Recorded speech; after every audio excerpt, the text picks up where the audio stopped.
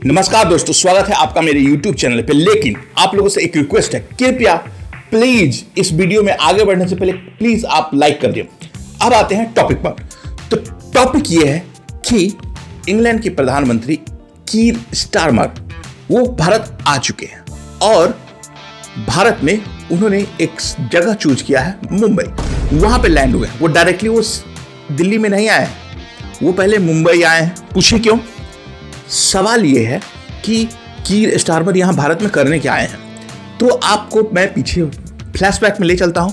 मोदी जी कुछ समय पहले इंग्लैंड के दौरे पर थे। क्यों गए थे? Free trade agreement. अब ये फ्री ट्रेड एग्रीमेंट क्या होता है? भारत और इंग्लैंड के बीच द्विपक्षीय व्यापार होता है। उसमें क्या होता है कि अगर कोई सामान इंग्लैंड से भारत आता है तो वो क्या करता था, इन जनरल अगर एफटीए नहीं है तो उस पर एक टैक्स लगाती थी सरकार। खासकर कोई एग्रीकल्चर प्रोडक्ट हुआ, कोई भी इंपॉर्टेंट प्रोडक्ट हुआ, उस पर भारत बहुत ज्यादा हाई टैरिफ लगाता था। क्यों लगाता था भाई? आप सभी को याद होगा कि कुछ समय पहले तक अंग्रेज हम लोग पे राज करते थे और पिछली बार भी इसी तरीके से आया था। तो एक one of the reason is कि भाई कोई विदेशी कंपनी आकर के इतना पावरफुल ना हो जाए कि भारत पे वो कब्जा कर ले। लेकिन आज की डेट में ये थोड़ा सा संभव नहीं है। क्यों? क्योंकि इंग्लैंड जो है वो अभी एकदम सिकुड़ गया है और इतना छोटा हो गया। मात्र 6 करोड़ की, ज़्यादा 6 या 6.5 करोड़ की आबादी है उसकी, और उसकी जो आर्मी है वो दिल्ली पुलिस से भी कम है, ओनली 70,000 पीपल। तो it's impossible for them to compete with us और अटैक करके कब्जा कर ले। दूसरा सवाल ये था कि जो इंग्लैंड है ना वो थोड़ा डेवलप्ड कंट्री है, तो उसका जो प्रोडक्ट होता था वो हाई वैल्यू, हाई कॉस्ट और अच्छा था। मीन्स अगर वही कपड़ा जो भारतीय कंपनी बनाती है और वो इंग्लैंड की कंपनी बनाती है, अगर दोनों कंपीट करने जाए तो इंग्लैंड की कंपनी जीत जाएगी। क्यों भाई? उसमें टेक्नोलॉजी का यूज होता है और बहुत अच्छे अच्छे मटेरियल का यूज होता है। तो ऑब्वियस सी बात है, ब्रांड, तो उनको अपना ब्रांड बनाने में सालों लगे हैं। इंडियन कंपनी अभी यंग है, उतना मैच्योर नहीं हुई है। तो इस कारण से भी ये जो द्विपक्षीय टैक्स होता था, भारत खासकर विदेश से आने वाली कोई भी वस्तु पर बहुत ही ज्यादा हाई टैरिफ लगाता था। उससे का रीजन ये था कि भारत के जो होम ग्रोन इंडस्ट्रीज है वो उनको उभरने का मौका मिले।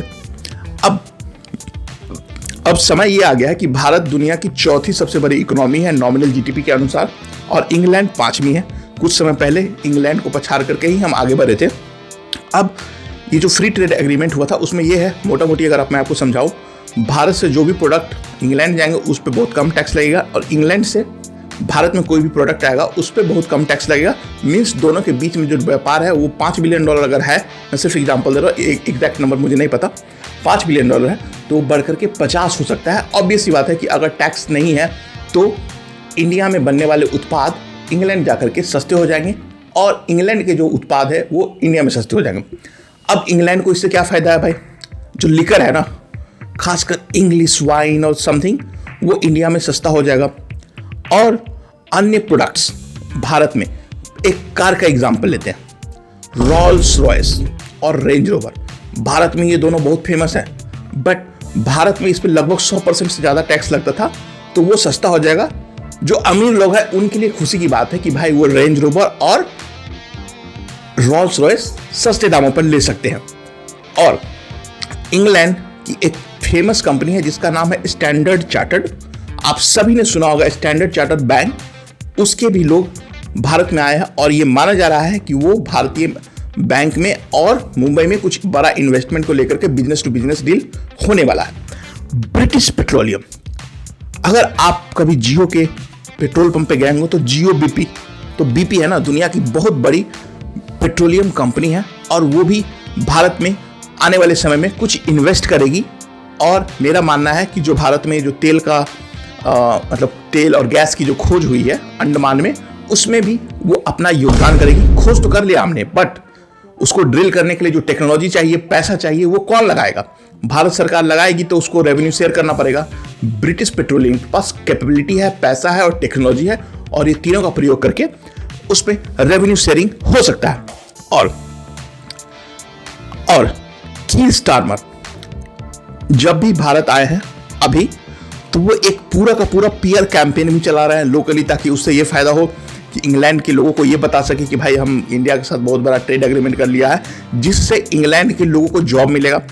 और भारतीय कंपनी जैसे टाटा हो गई, एक हिंदुजा कंपनी है वो भी, ये सब इंग्लैंड में बहुत सारा इन्वेस्टमेंट ऑलरेडी करके रखा हुआ है। खबर तो ये भी आ रही थी नीरव मोदी और विजय माल्या को भी शायद एक्स्ट्राडाइट कराने में कुछ बात होगी, बट इससे देश का क्या लेना देना भाई, वो आए या नहीं है उससे कोई फर्क नहीं पड़ता है। हाँ, हो सकता है पॉलिटिकली इससे कोई फायदा हो, but in my opinion big picture ये है कि भारत और इंग्लैंड के बीच जो फ्री ट्रेड एग्रीमेंट हुआ है वो बहुत महत्वपूर्ण है। एक वीजा का इशू भी चल रहा है। इंग्लैंड और भारत के बीच में जो ट्रेड एग्रीमेंट हुआ था ना, उसको लेकर के इंग्लैंड में मतलब जबरदस्त का हाई तौबा मचा हुआ था। क्यों? क्योंकि भारत ने एक वीजा होता है इंग्लैंड में जाने के लिए, उस पर एक छूट दी थी। मीन्स अगर मैं भारतीय हूं और TCS और विप्रो जैसी कंपनी में काम करता हूं और मेरे को वहां पे जॉब करना है इंग्लैंड में, तो वहां पे पहले क्या था कि वहां पे सोशल सिक्योरिटी मतलब पेंशन या फिर कोई भी NPS टाइप का स्कीम हो गया, उससे समझ सकते हैं, उसका पैसा देना पड़ता था।